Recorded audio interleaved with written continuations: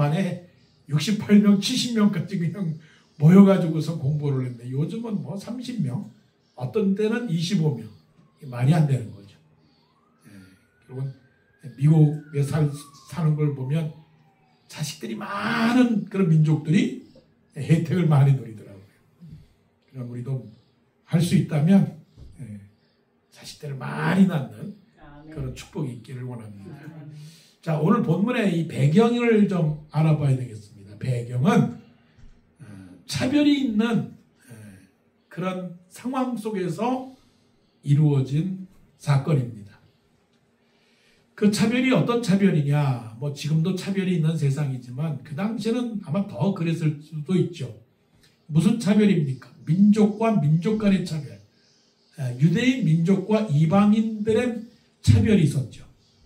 그 다음에 가난한 자와 부자 간의 차별, 그리고 남자와 여자의 차별, 그리고 죄를 지은 사람과 죄를 짓지 않은 사람과의 차별, 그리고 오늘 말씀 속에서 나온 것처럼 어른들과 어린 아이들 간의 차별이 있었다는 거죠.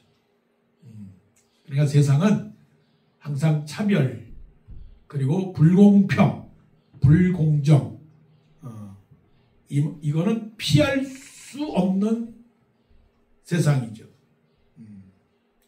그러니까 피할 수 없는, 그냥 이런 게 우리가 살아가는 세상입니다. 우리가 살아가는 세상은 공정한 세상을 찾자 뭐 말하겠지만 또 차별이 없는 세상을 찾자 그러지만 다 차별이 있습니다. 그런 세상에 하나님께서 예수 그리스도를 이 땅에 보내주셨습니다.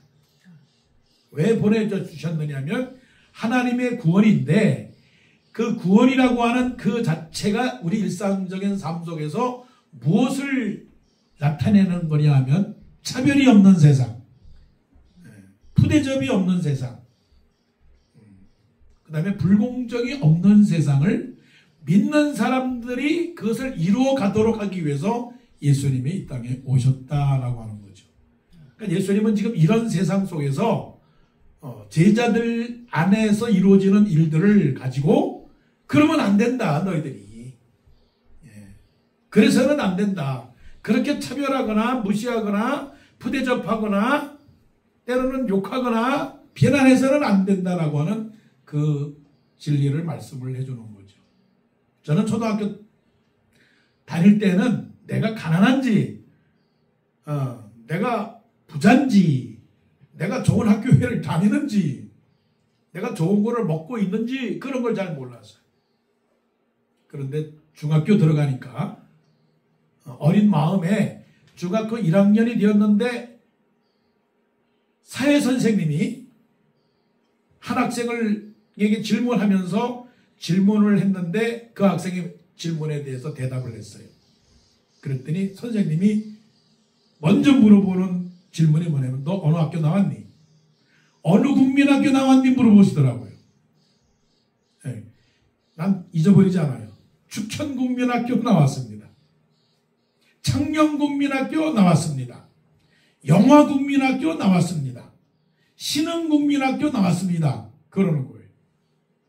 그러니 이제 대답을 하면 자꾸만 이제 물어보니까, 그러더니 그 선생님이 하시는 말씀이 좋은 학교 나왔구나. 좋은 학교 나왔구나. 역시 좋은 학교 나왔구나. 제가 다니는 학교는 도화국민학교. 도화국민학교는 산동네에서 산자락을 깎아서 만든 초등학교란 말이에요. 국민학교죠. 그래서 내가 생각하기에 국민학교 중에서도 좋은 국민학교가 있고 나쁜 국민학교가 있구나. 인정받는 국민학교가 있고 인정받지 못하는 국민학교가 있구나 하는 사실을 깨달았죠. 근데 또 이제 보니까 공부하다가 쉬는 시간에 어떤 애들이 M&M 초콜릿, 빨강색, 노란색, 파란색 그 초콜릿, 조그만 새알 초콜릿이라고 그러죠. 새알 초콜릿이라고. 그거를 먹고 있는 거예요.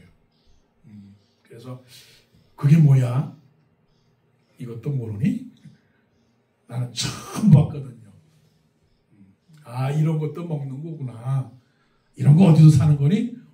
저기서 양키시장에서 다 파는 거야. 그때 알았습니다. 내가 못 먹고 있는 동안에 남은 먹고 있는 게 있구나. 내가 몰랐던 세상이 또 따로 있구나 하는 사실을 중학교 1학년 때 알았으니까 머리가 빨리 깨어진 건가요? 그때 상당히 스스로에 대해서 아마 그때 사춘기가 왔는지도 모르지만 우울했어요. 우울했다고요.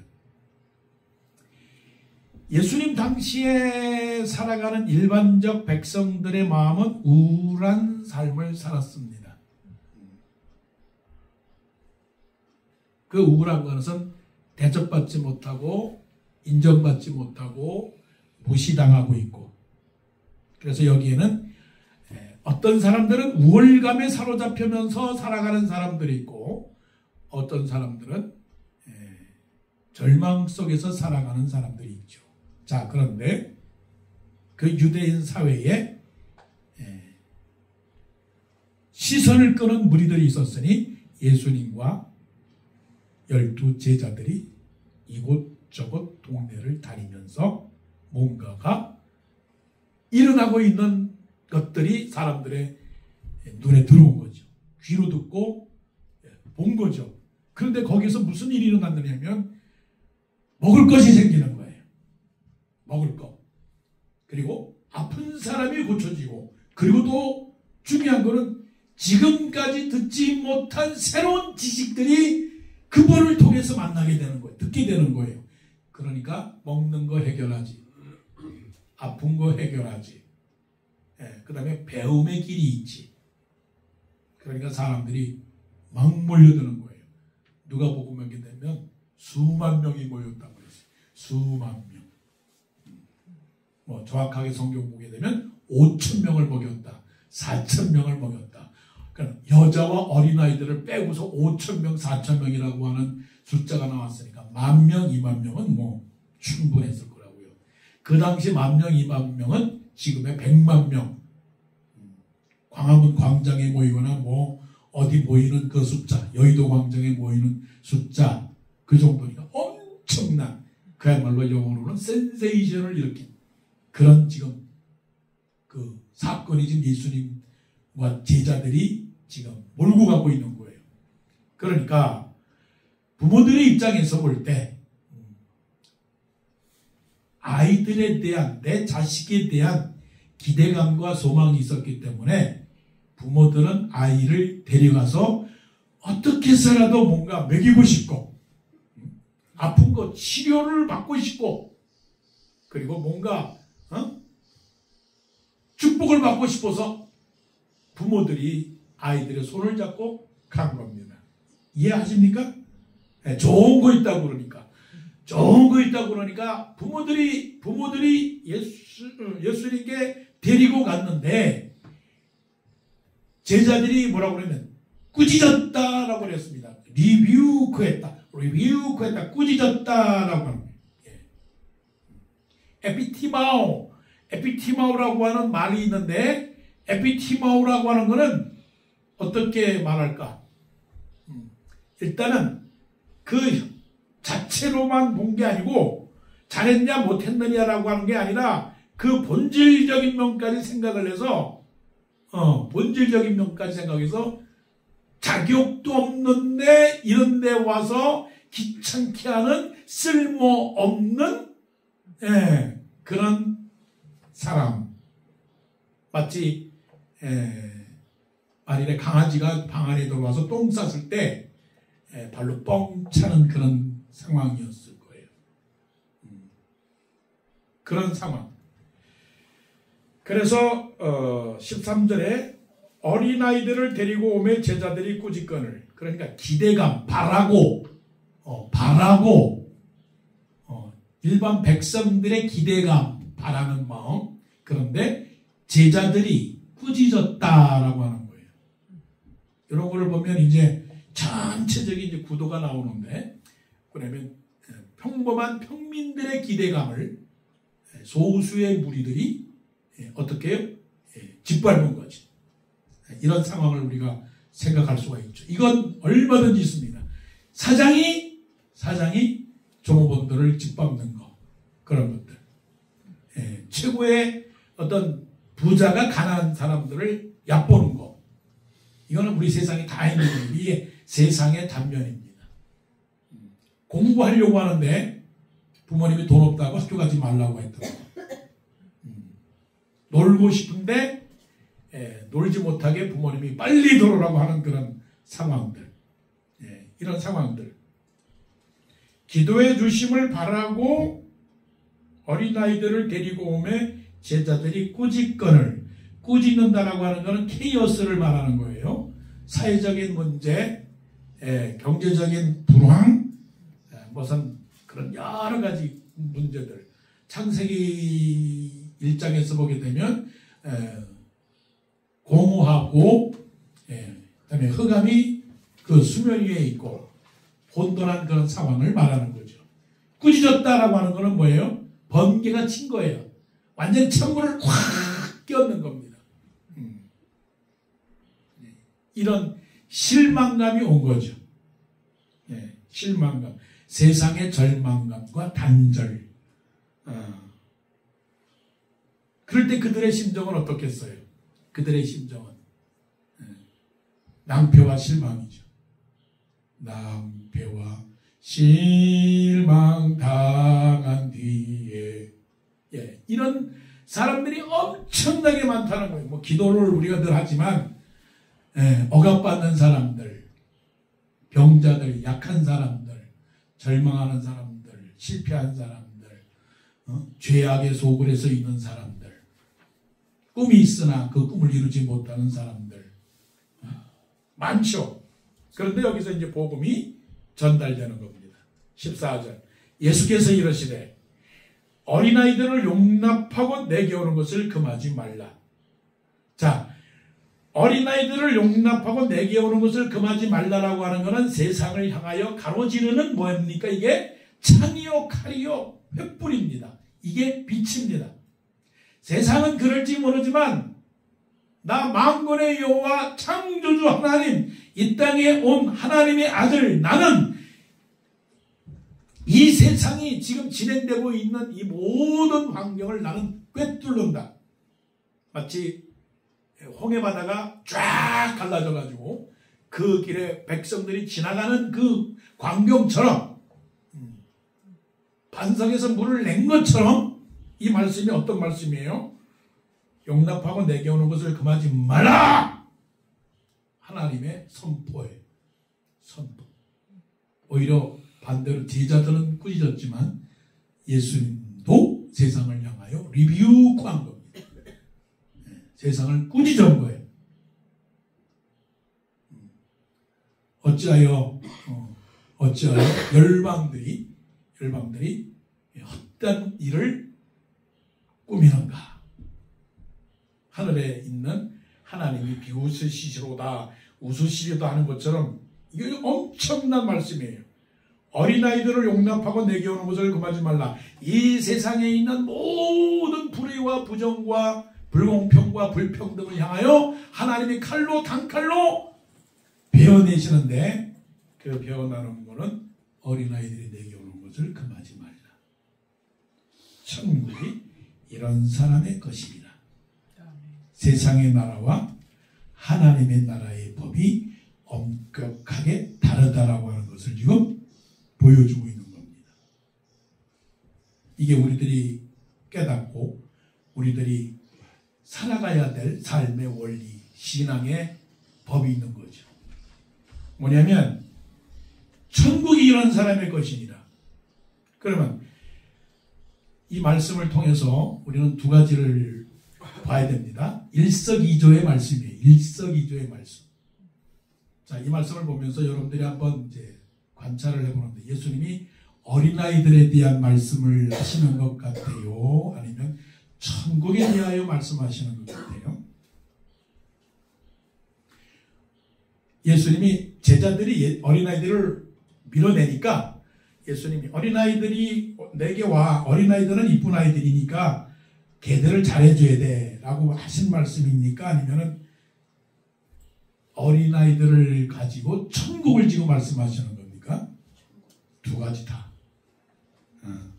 두 가지다. 주는 메시지는 1단계는 어린아이들이고 2단계는 천국입니다. 사실 어떻게 보면 천국이 이런 자의 것임이라고 말씀을 하셨으니까 천국이 더 강조되는 거죠. 그 18장에서도 보게 되면 제자들 사이에서의 그 다툼이 일어났는데 한 번 말씀해 준 그 자체를 깨닫지 못하고 19장에까지 다시 왔거든요. 18장에 보게 되면 제자들끼리 자기들끼리 싸웁니다. 천국에서는 누가 큽니까? 천국에서는 누가 큽니까? 라고 하시니까 예수님께서 어린아이를 데리고 와서는 뭐라고 말씀하시냐면 18장 한 장만 넘기시면 돼요. 3절에 보게 되면 어린아이를 불러 그들 가운데 세우시고 이르시되 진실로 너희에게 이르노니 너희가 돌이켜 어린아이들과 같이 어린아이들과 같이 되지 아니하면 결단코 천국에 들어가지 못하리라. 그러므로 누구든지 이 어린아이와 같이 자기를 낮추는 사람이 천국에서 큰 자리라. 또 누구든지 내 이름으로 이런 어린아이 하나를 영접하면, 그러니까 일석이조예요. 그러니까 오늘 우리가 이 말씀을 듣고 깨달아야 할 것은 뭐냐면 어린아이에 집중하라. 어린아이와 같은 사람에 집중하라. 그리고 어린아이와 같은 영적 상태를 유지하라. 자, 그럼 어린아이는 어떤 어린아이냐? 어린아이는 양육해야 되는 아이고, 어린아이는 보호해야 할 어린아이고, 어린아이는 도와주어야 할 어린아이입니다. 그럼 그 어린아이는 예수님께서 이 비유를 통해서 하신 것처럼 어린아이와 같은 사람을 영접하는 자라고 그랬으니, 어린아이는 육체적으로도 어린아이지만 삶의 어린아이, 또 영적인 어린아이, 이런 어린아이 양육해야 되고 보호해야 되고 그리고 도와줘야 되는 사람. 그러니까 어린아이로부터 시작을 해서 어른에 이르기까지. 자, 어른이 되면 어린아이가 아닙니까? 여기 어르신네가 계시는데 물어보고 싶어요. 나이 80이 되어도 80이 되면 어린아이가 아니다. 그러니까 당신은 어린아이가 아니다. 이제 당신은 노년이요 장년이다. 그러니까 이제 어린아이 취급을 하지 않아도 된다. 그렇게 말할 수 있겠습니까? 천만에요. 모든 사람들은 다 어린아이입니다. 그게 뭐냐? 사탕 하나 더 먹고 싶고 더 꿈을 갖고 있고 더 좋은 옷을 입고 더 잘 되고 싶고 더 남들보다 더 뛰어나고 싶은 이 마음. 그래서 이 어린아이라고 하는 것은 사실상 어린아이지만 우리 모두가 다 누굽니까? 어린아이다. 누구든지 이 어린아이 하나를 영접하면 18장 4절입니다. 18장 5절. 또 누구든지 내 이름으로 이런 어린아이 하나를 영접하면 나를 영접함이니 누구든지 나를 믿는 이 작은 자 중 하나를. 그랬으니까 이 어린아이라고 하는 것은 모든 사람을 포함하는 어린아이. 양육이 필요한 사람, 보호가 필요한 사람, 도움이 필요한 사람. 자, 예를 들자면 핸디캡, 장애를 가진 사람들. 그 장애가 얼마나 많은 장애입니까? 다른 사람의 도움이 필요한 사람들, 보호가 필요한 사람들. 자, 사고가 나게 되면 누구를 제일 먼저 보호해야 됩니까? 어린아이들과 어른들과 그 다음에 임산부들을 먼저 보호해야 되겠죠? 구해줘야 되겠죠? 그런 것처럼. 어린아이는 아무것도 모르니까 하나하나씩 가르쳐줘야 되겠죠. 양육해야 된단 말이에요. 그래서 잠언 22장에서 말씀하시기를 마땅히 행할 길을 아이에게 가르치라. 잘 들으세요. 그리하면 늙어도 그것을 떠나지 아니하리라. 모든 심리학자나 사회학자들이 말하기를 3살 적 아니면 5살 적에 배웠던 모든 것들이 결국 성년의 90%를 작용한다는 거예요. 그래서 어려서부터 자녀를 가지신 분들을 잘 기억을 하세요. 다 된 사춘기 소년 때 바로 잡으려고 그러지 말고 어려서부터 뼈가 부드러울 때, 말이 서툴 때, 아장아장 걸을 때, 막 달리지를 못할 때, 그때에 마땅히 행할 길을 아이에게 가르치라. 뭘 가르쳐야 되겠어요? 뭘? 그래서 어려서부터 교회 데리고 나가는 게 중요한 거예요. 이게 바로 모태신앙이에요. 모태. 어머니 뱃속에 있을 때 교회 가야 되는 거예요. 근데 이제 어떤 사람이 말하기를 모태신앙이 못해. 그런 신앙이 된다고 말하네요. 그러니까 어머니 뱃속에서부터 교회 다녔던 사람들이 나중에 교회 안 다닌다는 그 말씀을 하고 있는 거겠죠. 그러니까 1부터 100까지 어렸을 때 여러분 부모된 입장에서 볼 때 후회하는 게 있죠. 뭐냐? 그때 그거 말 잘 들을 때 100가지를 가르쳤더라면 이렇게는 안 됐을걸. 후회합니까? 안 합니까? 그때 잘못 가르쳤던 거 바로 가르쳤더라면 더 잘 됐을걸. 합니까? 안 합니까? 지금 20살, 30살 된 아들, 딸들에게 이렇게 하라 저렇게 하라면 듣습니까? 안 듣죠. 그래서 자식을 스라의 자식이라고 그러지 않습니까? 그러나 아직도 기회는 있어요. 아직도. 그러니까 마땅히 행할 길이 무엇인가? 신명기 6장에서도 보게 되면 내 자녀에게 부지런히 가르치라고 그랬잖아요.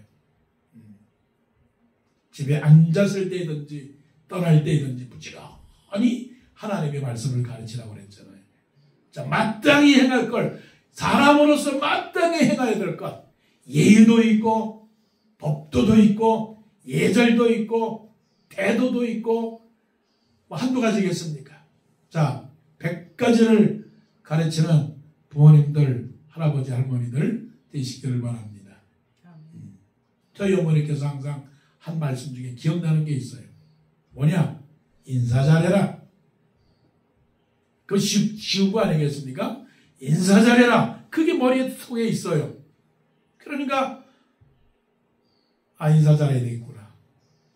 그것처럼 자녀들이, 손자들이, 손녀들이 할아버지, 할머니, 우리 부모님들이 나에게 가르쳐준 메시지가 무엇이냐? 그러면 그것이 늙어도 떠나지 않습니다. 자신 있습니까? 하겠습니까? 어린아이들은 양육해야 되고 보호해야 되고 도와줘야 돼요. 자, 그러면 단순히 어린아이들인데, 그런데 예수님께서 어린아이들로만 말씀하지 아니하고 여기서 무엇까지 더 추가를 시켰느냐면, 내게 오는 것을 금하지 말라, 천국이 이런 사람의 것이니라 하셨습니다. 그리고 말씀하기를 저 18장에도 이런 아이를 영접하는 사람이 어떻게 해요? 나를 영접하고 이런 어린아이들과 같이 되지 아니하면 결단코 천국에 들어가지 못한다고 했으니, 천국에 들어가는 사람은 어린아이의 모습을 한 사람, 어린아이와 같은 마음을 가진 사람, 그게 누구냐? 예수님이에요. 예수님은 하나님 아버지의 어린아이였어요. 누가복음 2장에 보게 되면 예수는 그 키와 그 지혜가 자라갈 때 하나님과 사람에게 사랑스러워 가시더라고 했거든요. 그러니까 예수님은 사람 앞에서 뭐였습니까? 어린아이.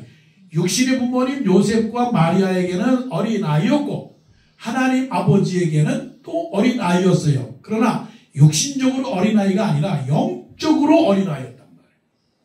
그걸 누구를 가리키는 겁니까? 자기 자신을 가리키는 거예요. 내가 이 세상에 하나님 아버지의 어린아이로 왔지만, 그러나 어린아이로 왔을 때에 어린아이와 같은 마음으로 살아갔기 때문에 내가 하나님 아버지 보좌 우편에 앉을 것이다 라고 하는 것을 예수님은 믿고 있었던 거죠. 그러면 예수님은 어떤 어린아이였느냐? 우리 어린아이와 같은 것 세 가지. 하나는 순결해야 된다. 순결. 하나는 순수해야 된다. 순수. 하나는 순종해야 된다. 삼순이에요, 삼순이. 순결. 어린아이는 때가 있습니까? 없습니까? 없어요. 물론 신학적으로는 모든 사람은 하나님께 범죄했기 때문에 다 악합니다. 어린아이들도 드러나지는 않지만 속에는 다 악해요. 하지만 3살 아이들이 뭐를 알겠어요? 뭐를? 악한 걸 알겠어요? 모르죠. 그러니까 어린 아이들을 보게 되면 깨끗하다, 순결하다, 착하다, 예쁘다, 아름답다. 그래서 그 아이들을 어떻게 해요? 끼워놔줄 줄 알아요. 끼워놔줘. 예수님은 순결하신 분이에요.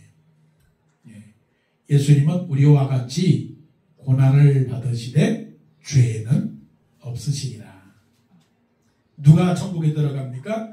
어린아이와 같이 그런 심정으로 마음이 청결한 사람은 복이 있나니 저희가 하나님을 볼 것이며 심령이 가난한 자는 복이 있나니 천국이 뭐요? 저희 것입니다. 더러움이 없는 거예요. 스스로 한번 스스로 시험해 보세요. 내가 천국 갈 건가? 지금 내가 천국 갈 건가? 결론은 똑같은 거죠. 그 결론은 뭡니까? 내 마음이 청결한 거예요. 청결하다라고 하는 거는 순도, 뭐 인간은 100%가 안 되지만 그래도 순도가 물을 마실 때 시궁창 물을 마시느냐, 연못의 물을 마시느냐, 아니면은 저 산 중턱에 있는 물을 마시느냐, 아니면 저 알프스의 에비앙 물을 마시느냐. 요즘은 뭐 에비앙 물보다 더 좋은 물이 있는데, 그렇게 순수하고 깨끗한 그런 물처럼 내 마음이 깨끗하느냐. 그럼 마음이 깨끗하면 누구를 본다고 그랬어요? 하나님을 보는 거죠. 근데 우리가 실정은 온전한 사랑이 두려움을 내어 쫓는다고 그랬는데, 여러분 지금 하나님 보시면 예수님 오시게 되면 예수님 만날 준비가 됐나요? 됐으면 할렐루야죠. 그런데 아마 우리는 그렇게 잠깐만 기다리세요. 회개 좀 하고요. 회개 좀 하고 그 다음에 내 마음을 깨끗하게 한 다음에 그 다음에 예수님 오시오라고 하겠죠. 순결한 마음. 어린아이가 같이 순결하면 천국을 소유할 줄로 믿습니다. 그런 사람들이 교회에 와야 돼요. 깨끗한 사람들이 교회에 와야 돼요. 아니, 더러운 사람이 교회에 와서 깨끗해지는 성화의 과정을 겪어야 되겠죠. 두 번째는 순수한 거. 순결한 거하고 순수한 건 달라요. 순결한 거는 깨끗한 거고 순수한 거는 모르는 거예요. 촌놈이죠. 촌사람. 순수하다라고 하는 거는 잘 모르는 거. 잘 모른다는 건 뭐냐면 바보가 되는 거. 어떤 게 바보냐? 시골 사람이 서울에 와가지고 높은 빌딩을 보는데 옆에 있는 사람이 서울 사람이 몇 층까지 맞느냐? 30층 건물을 30층 건물을 봤는데 너 몇 층까지 맞느냐? 15층까지밖에 못 봤는데요. 그러면 15전을 내. 이럴 때 15전을 내는 사람. 이런 사람이 순수한 사람인데 예수님은 바보였어요. 바보. 왜 바보였느냐? 본인이 왕이신데 왕의 자리를 내버리고 종의 자리로 왔어요.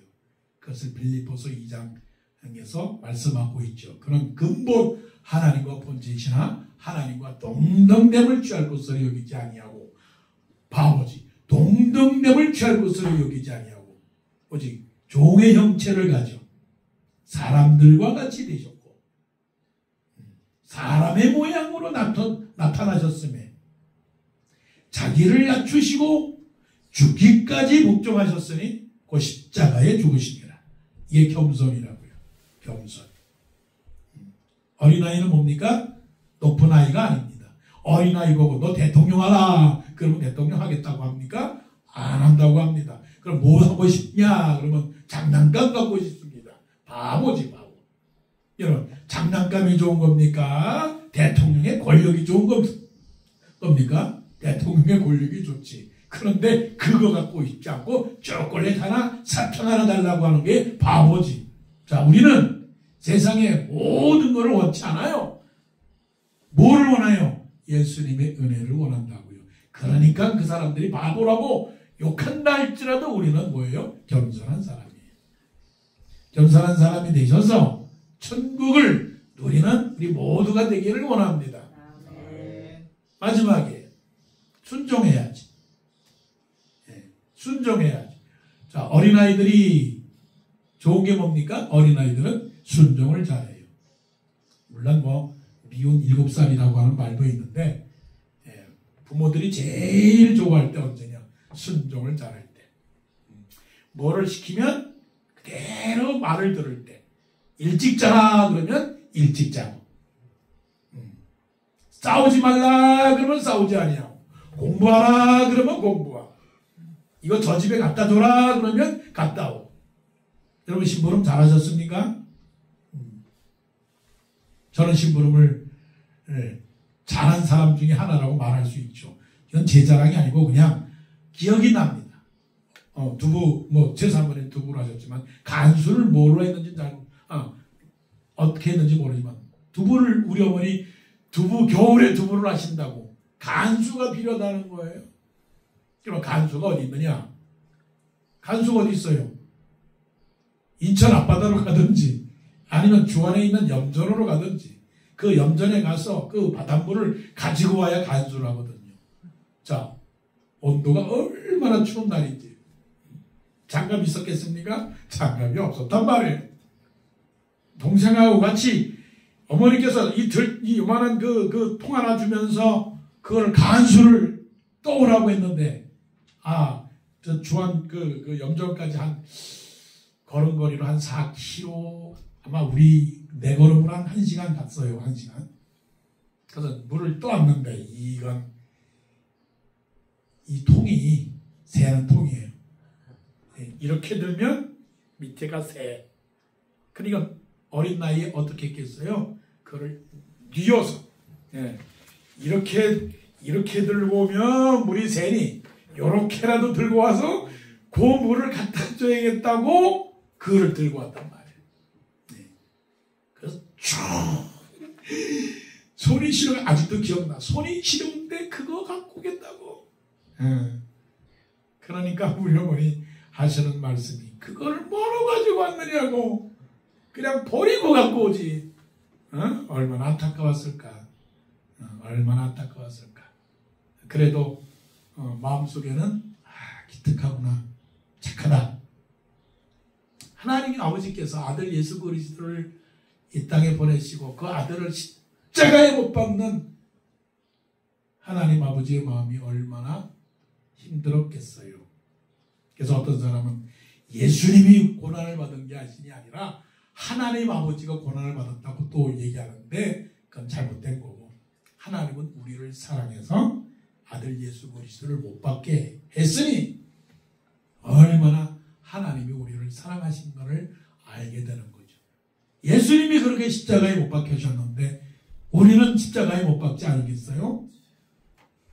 순종해야 되겠죠. 순종이 제사보다 낫고 듣는 것이 수양의 기름보다 나으니 완고한 것이 사악한 것이 사실 우상에게 절하는 것이고 완고한 것이 무당에게 절하는 것과 같다고 그렇게 말씀하셨으니 순종하는 사람 하나님께서 천국을 우리에게 주실 줄로 믿습니다. 어린아이 우리에게 있는 어린아이들 잘 양육하시고 또 잘 보호하시고 많이 도와주시기를 바랍니다. 자식은 여호와의 주신 기업이요 태의 열매는 그의 상급